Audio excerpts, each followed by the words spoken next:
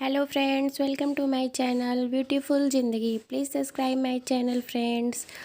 राजा का तोता। आज की कहानी है राजा का तोता। बहुत समय पहले की बात है। एक राजा था और वह अपने आसपास के राज्य में यात्रा करने के लिए गया था। एक राज्य के अधिकारी ने राजा को 2 तोता की जोड़ी उपहार में दी। राजा को वह तोते बहुत पसंद आए। राजा उन तोतों को महल में लेकर आ गए और राजा ने महल के बगीचे में दोनों तोते को रहने का इंतजाम किया। वह दोनों तोते राजा को बहुत प्रिय थे। राजा रोज उन्हें महल के खिड़की से देखता था। कुछ दिनों से राजा ने गौर किया, एक तोता तो अपनी जगह से इधर उधर उड़ता है, फिर वापस बैठ जाता है, लेकिन दूसरा तोता अपनी जगह से हिलता ही नहीं।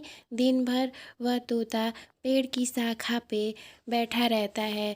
फिर राजा अपने महल के दूसरे लोगों को यह बात बताया और अपने दरबारियों से तोते को उड़ने का तरीका खोजने को कहता है। महल के सभी लोग तोते को शाखा से उड़ाने की कोशिश करते हैं, लेकिन सभी लोग असफल हो जाते हैं। तोता अपनी शाखा से बिल्कुल भी नहीं हटता। यह देखकर राजा परेशान हो जाता है। सब कुछ प्रयास करने के बाद राजा राज्य में घोषणा करता है कि जो कोई इस तोते को उड़ाना सिखाएगा उसे इनाम मिलेगा। यह बात सुनकर राज्य का एक किसान राजा के महल में आता है और राजा से कहता है, महाराज, मुझे आज्ञा दीजिए, शायद मैं इस समस्या का समाधान कर सकूं। राजा ने कहा, अवश्य। फिर दूसरे दिन सुबह राजा महल के खिड़की से देखता है कि तोता आसमान में ऊंची उड़ान भर रहा है। राजा तोते को बगीचे के ऊपर उड़ते देख एकदम आश्चर्यचकित हो जाता है। राजा किसान को मिलने के लिए महल में बुलाता है। किसान राजा के सामने आकर खड़ा हो जाता है।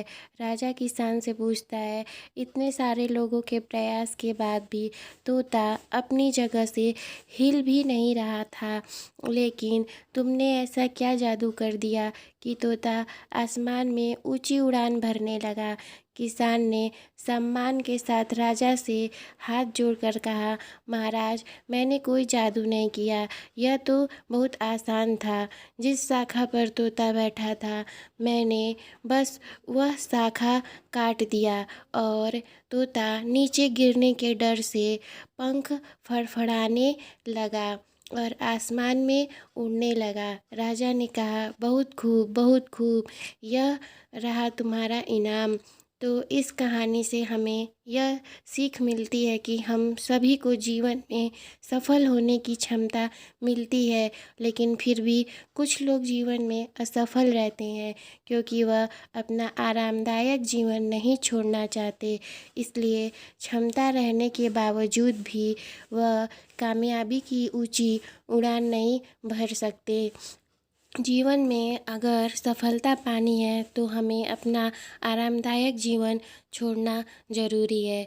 प्लीज़ सब्सक्राइब माय चैनल दोस्तों, और हमारी कहानी कैसी लगी ये हमें कमेंट में ज़रूर बताएं।